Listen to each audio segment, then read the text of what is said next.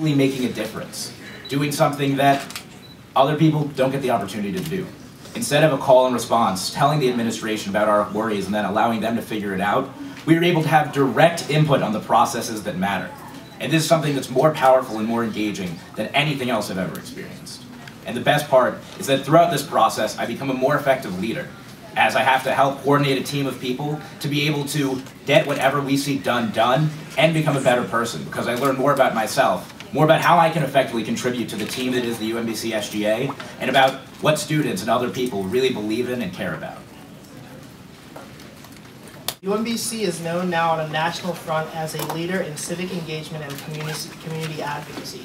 It's no reason that when I go to the White House and when I do some of the work with them, they say, you're from UMBC, you're part of that community that has been working to really redefine democracy, really redefine citizen engagement.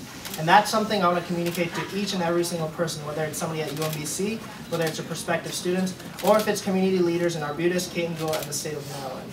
At the end of the day, the work that the SGA and the work that the student body here at UMBC does, it's something about engagement. It's about getting each and every single person on board. We're connecting people's passions with what they want to do. We align passion and action, and we have a great and very involved community.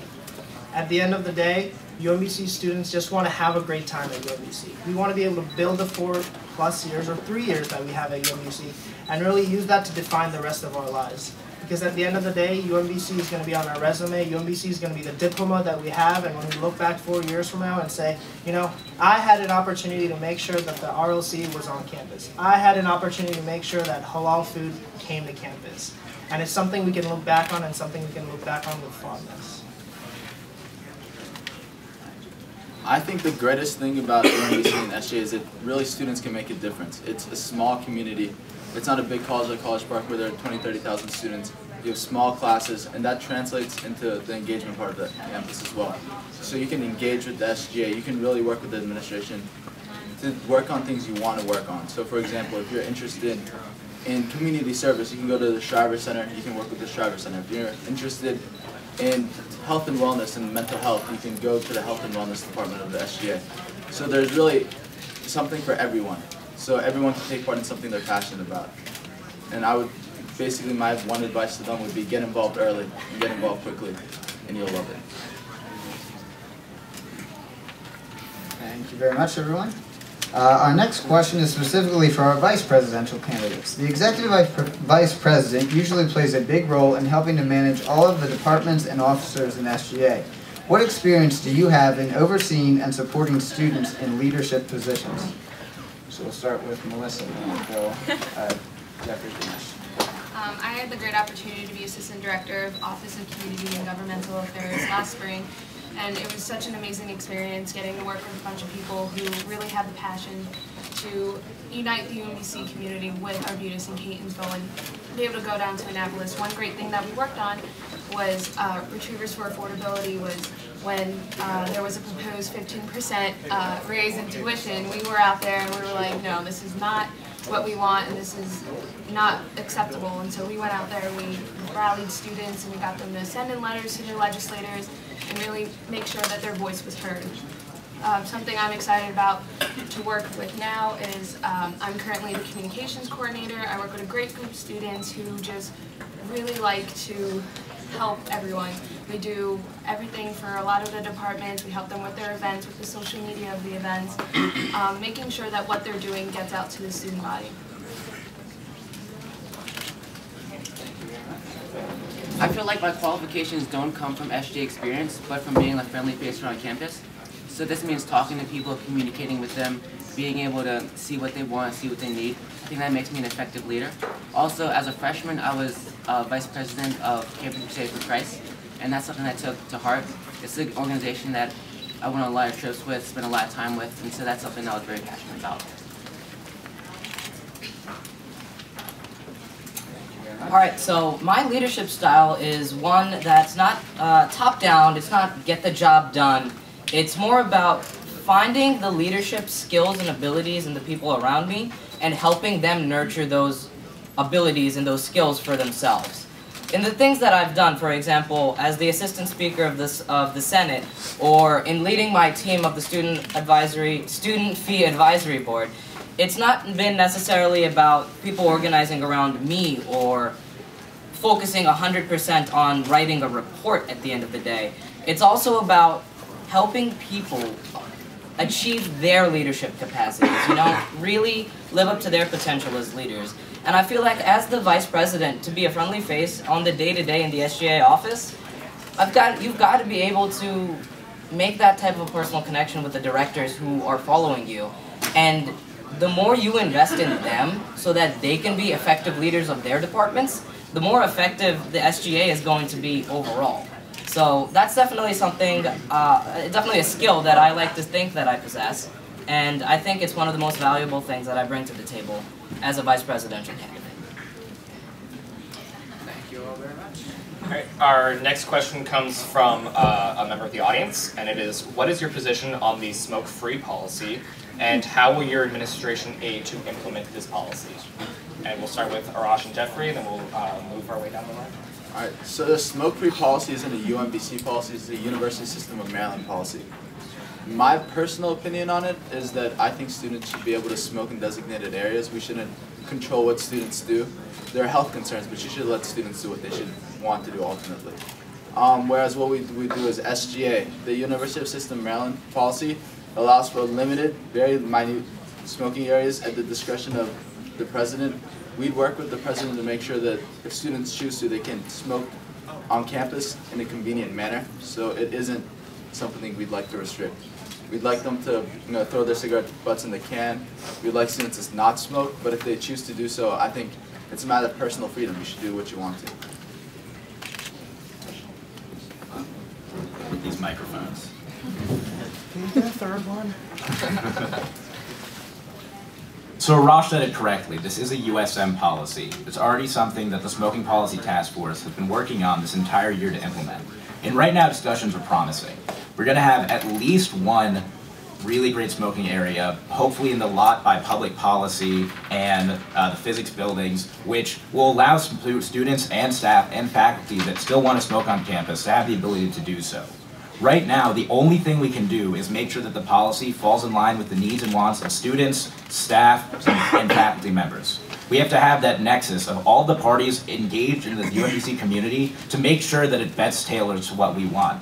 Because there will be problems if we just cut off smoking for everyone on campus, and that's not how it's going to play out.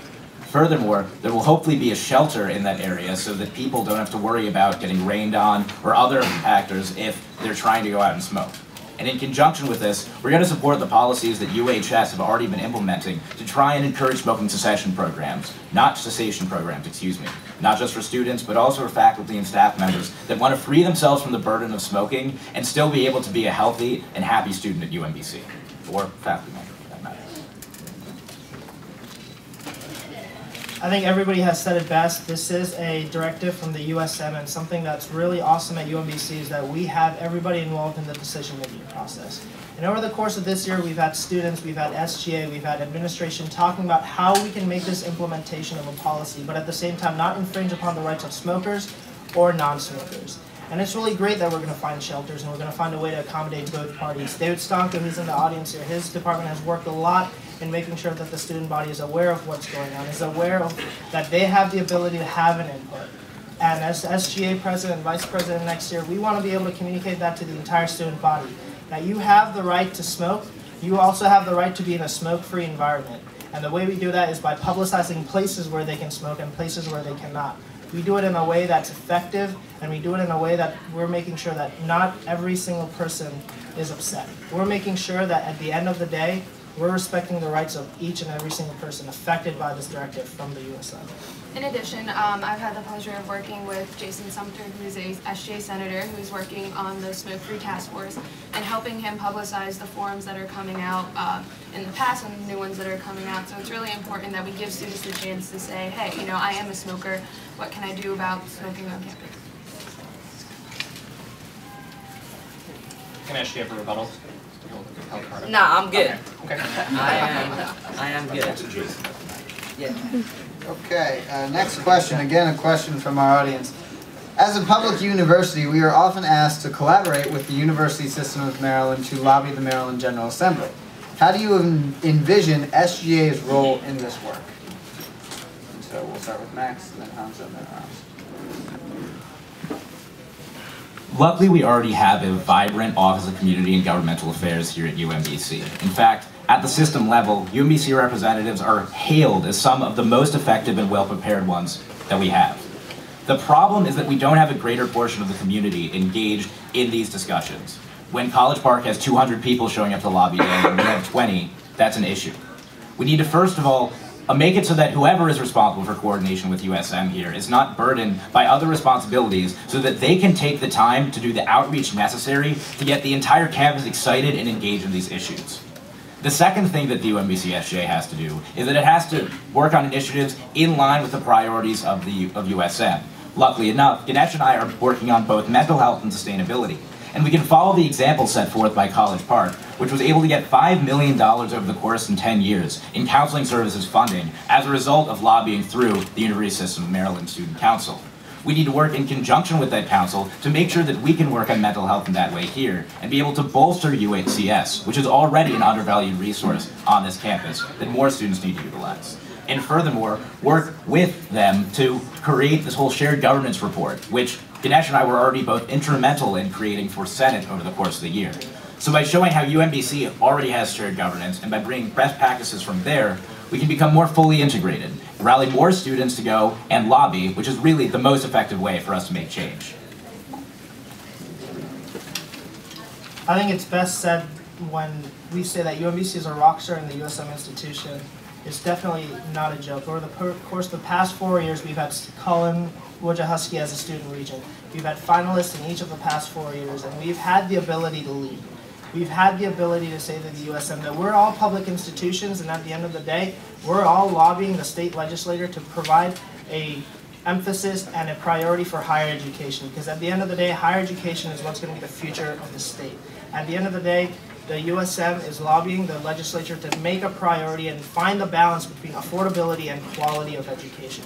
And that's something we want to continue to get involved with. At the end of the day, when we say that we only have 20 students down in lobbying day for the budget, we want to say, no, that's not okay. We want to have 100 students down there saying, we want to make higher education a priority.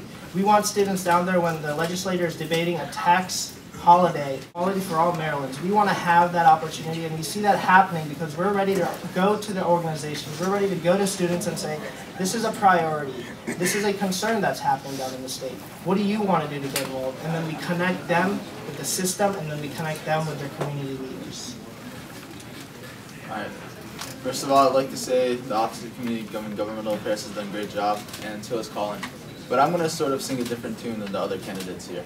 I think it's important to realize that while UMBC is great and it's respected, the big dog in USM is College Park. They're ultimately the ones that tried to buy out the University of Baltimore.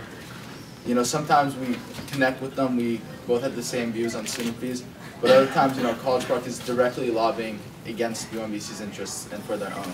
So the big part of that is two-tiered. So with the University of Baltimore merger, what they wanted to do that, a huge part of the faculty rose up. I know Dr. K rose up, other faculty rose up, and they stood with the students and wrote with the students against the merger. So what we need to do, if we're to lobby effectively against this huge, you know, behemoth that is College Park, you have to have faculty engagement, you have to have students, you know, 100, 200 students, they've all said it, you know, but we need students to be involved. You really do, because when you're outnumbered like that, there's really nothing you can do at the end of the day. That's all I think. I saw Max's card first, 30 seconds. Yes, I'd just like to point out that it's not necessarily a zero-sum problem of lobbying, and by that I mean it's not an adversarial forum when you're there in Annapolis between us and College Park, like if they get something we don't, or it's us versus them.